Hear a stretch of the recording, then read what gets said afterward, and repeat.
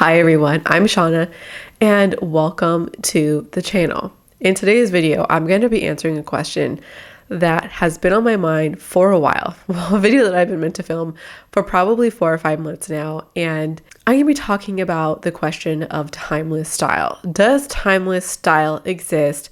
Is this something we should strive for or can strive for? My answer, I'm just going to give it to you up front, and I'm going to explain a couple of components as to why I think the way that I do throughout this video. So ultimately, my answer is no. One of the comments I hear so often in the fashion space is to invest in timeless pieces. Timeless pieces are considered investments. And similar to that, when I've heard people talk about statement pieces, one of the tactics I've heard very often is that you should, or to make a statement piece really work, maybe get the best confirmation that it'll work for you, is to buy it in a classic style or silhouette, but have the pattern or texture be statement.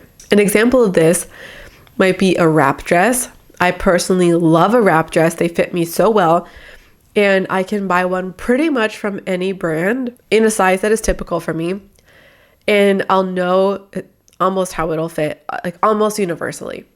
So to get a wrap dress in, let's say, a pink color, bright pink color, or in a floral pattern would be the way to go to make that work for me. A wrap dress is a very classic style, one I think a lot of people would consider a timeless style, but I'm making it work for me in the statement way by, mixing those two things together.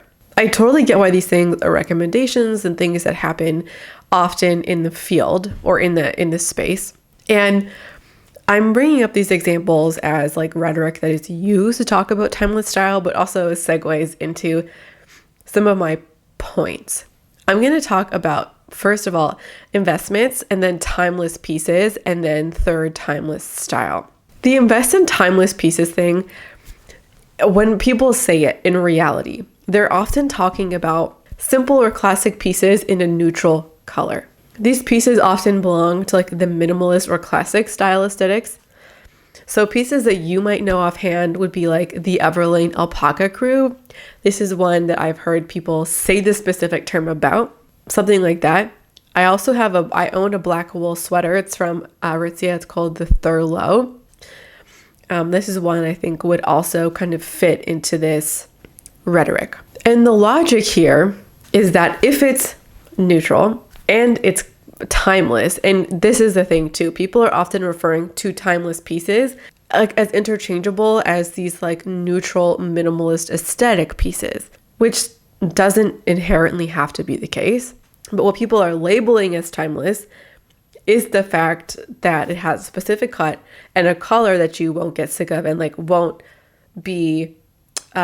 be subject to trends, which is not true and really only applies to somebody who has this aesthetic. And so let's talk more about investments. In my opinion, clothing is very rarely an investment. This is my opinion. I know some of y'all feel differently, especially when it comes to, let's say, like high-end bags. And we've been having a really lovely chat in the comments of the community tab where I asked, what are investments for you? What can be an investment for you? And some of you are thinking, I don't want to get into this too much because if I do, I'm just going to go down the rabbit hole to talk about it. And I really want to save that for another video. Some of you are thinking like in a very logical sense of you put money towards something and the value of it will go up or appreciate in time. Or it is an investment in the sense of like your happiness. I do get that clothing can be an investment in your happiness in the sense of like, I buy clothing that makes me feel good, that fits me, that makes me feel the most me. I get that there's value in that. My feeling is that when most people use the word investment, they're not really talking about the second situation, even though it can be the case, but then it also can be a slippery slope. Like, where do you cut the line or draw the line? How much money is too much money? Or how do we know when it's enough? And we're talking about investments here because this rhetoric, I think, is just bound up in the kinds of things that people buy or the recommendations that are out there on the internet about what to buy. And it's almost like a justification or like feel good about it because it's an investment. You're investing in like your future wardrobe. And when it comes to something just being expensive, because something was expensive does not make it an investment in both the sense of it will appreciate in value or it will contribute to your happiness. I think one of the things I heard specifically with luxury bags is that they cost more, so they're an investment. But just like everyday high street pieces, designer goods are also subject to trends. There's two bags. I think one is called the kidney bag, and then the other one is, I want to call it a baguette. You know, like those thin, long purses that were really popular in the late 90s, early 2000s. Those are making a comeback in like a Y2K way as like a sub-style aesthetic, but I don't really see them in the mainstream kind of way. But again, like your style doesn't have to necessarily be mainstream in order for it to work. But when it comes to the like appreciation of value, designer goods can, even purses, go in and out of style. So just because you spent more money on something does not mean that it will be the quality you want to last you a lifetime, or the style itself will inherently last a lifetime. There are some designer bags, like I'm thinking about the Chanel. I'm not very familiar with high-end stuff. You know, like that like bubbly Chanel bag. I'm gonna put a picture on the screen. That one I think is considered like a classic that has truly stood the test of time for decades. There are some that do stand the test of time, but certainly not everything. The ultimate point I want to make here is the investment rhetoric that is used about a very specific subset of clothing that is ultimately a style. The other point I want to make is that even if your garment or your bag will last 10 or 20 years, does not mean your style will be the same.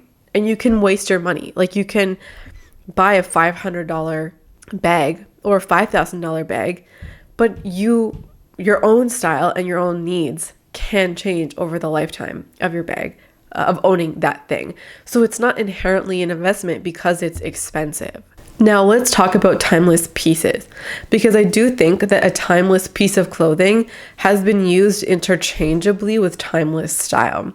There's a difference because somebody's style can stand the test of time, such as somebody's like Audrey Hepburn, who is considered like a timeless style aesthetic, but somebody can also have a style for, let's say, 20 years that maybe isn't considered timeless. And people who have style like that can be kind of lampooned, or they can be really harangued, or they can be treated poorly or like negatively. If somebody has a style that has been around for, let's say, 20 years, they're often considered dated. And so I'm kind of saying, like, if that's you, you're allowed to have whatever style you want for however long you want. So a piece being timeless and a style being timeless are not the same thing. And when it comes to a timeless piece, this is where also the investment rhetoric comes in, is because if a piece is timeless, then you can wear it for a long stretch of time without getting bored of it. That's where this minimalist kind of basic neutral aesthetic comes from, or why it's considered an investment, and why a lot of people don't consider a top like this an investment, because I'm going to get sick of it. It's green, so it's kind of a neutral color for me. Green is neutral, but it has frills. It has components on it that aren't considered part of that like minimalist classic aesthetic. And so again, it's kind of an aesthetic that is being labeled as timeless. So if you don't have that style aesthetic, then your pieces are not considered timeless or being able to stand the test of time. And so here's what I also want to get into about a timeless piece. There are specific pieces of clothing that people will call timeless. Let's talk about a white button. The way that a white button down has been constructed over the years is different. There's very different iterations of the white button down. And this is also the recommendation, like the statement piece. This can be the same thing. You take a classic and you get it in an oversized version. So it's still kind of like a wardrobe basic or a timeless piece. It just has like a tweak on this classic. I hear that time and time again too. But that is still in essence a trend. So when we think about a white button down, there are so many iterations of this that can signal a specific, let's say, decade. I owned one that had ruffles like right here. I don't think that surprised anybody. I've also seen some that have overstated cuffs and collars, which I think was much more prevalent in the late 90s. There can be some with fabric buttons on them.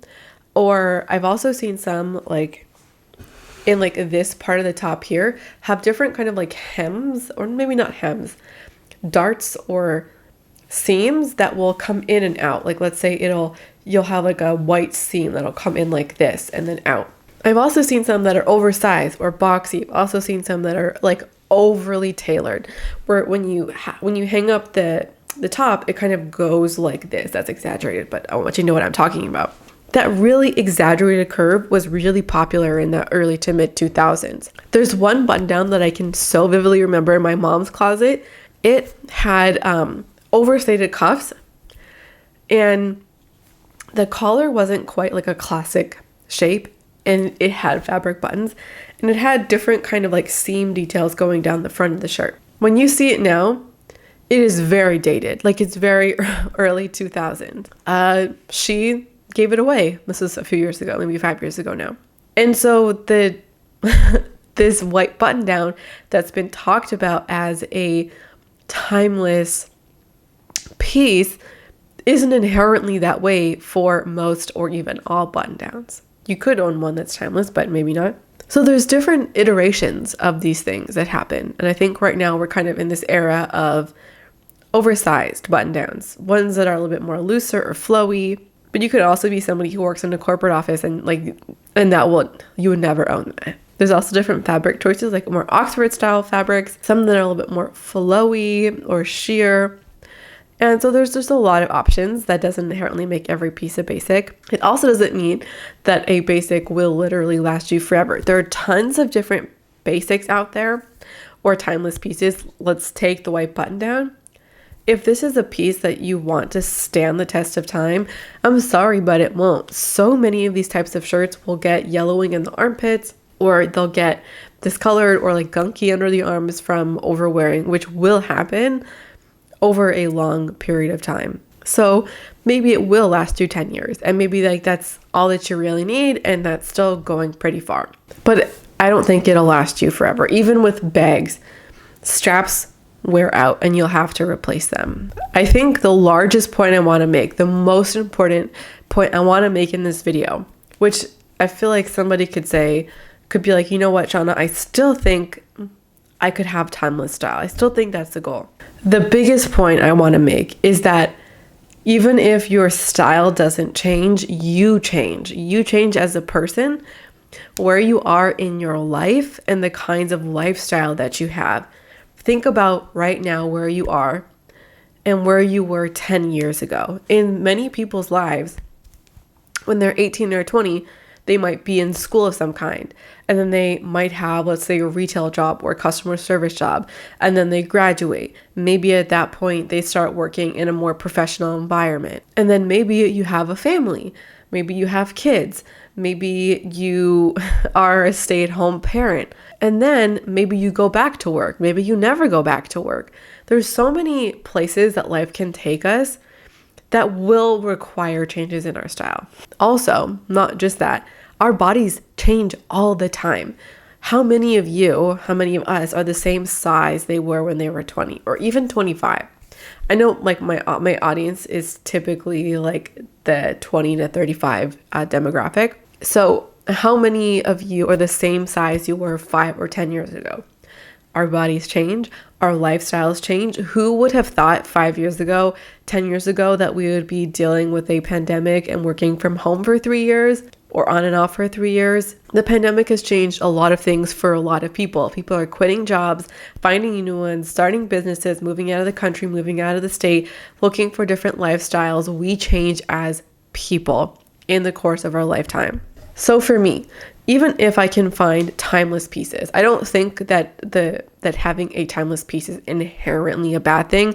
I don't think it's as timeless as people say they are. But even like I was saying, my Thurlow sweater, my black wool sweater, that I love, that will last me probably a decade, and will probably go with different style iterations and that I might have, and also might transition from different lifestyles. I do think pieces like that exist. They're not inherently the devil. So if I think to where I was a decade ago, I'm turning 28 this year, so let's call me 28. 10 years ago when I was 18, I was graduating high school and starting university. I am not the same person I was then, and that is very much okay. In the last 10 years, I work customer service jobs.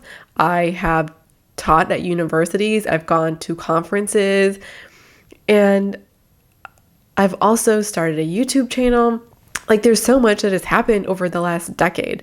For me, timeless style isn't something I want to strive for, because I think there's something so beautiful about our lives changing and being able to embrace that change and welcome it and be okay with it, opposed to digging into our heels and trying to remain the same over time. Because when our style changes, that's often a result of other things in our lives changing. And I want to be okay with that. And I want to be like, yes, I want to welcome that. So even if you do buy a $300 sweater, will you wear it if you have kids 5 years later? Maybe, maybe not. Just because a clothing piece might last 20 years doesn't mean that your body or your lifestyle will also last that long. I'm not saying buying fast fashion. No, but I think that timeless style can be a trap or a box that we put ourselves in, and we don't need to. And this doesn't need to be our goal. You don't have to have timeless style. And if you're somebody who loves a neutral wardrobe, that's you. You like that classic minimalist aesthetic, do you. If you're somebody who's kind of the opposite, do you too, because that's okay and you're meeting yourself where you are now. Does timeless style exist and should we strive for it? My answer is no. I'm very curious to hear what you think in the comment section down below. I don't think my opinion is universal, so I would love to hear from you either way. If you agree or disagree, I would love to hear all your thoughts in the comments down below. Thank you so much for watching, and I hope to see you again around here soon. Bye.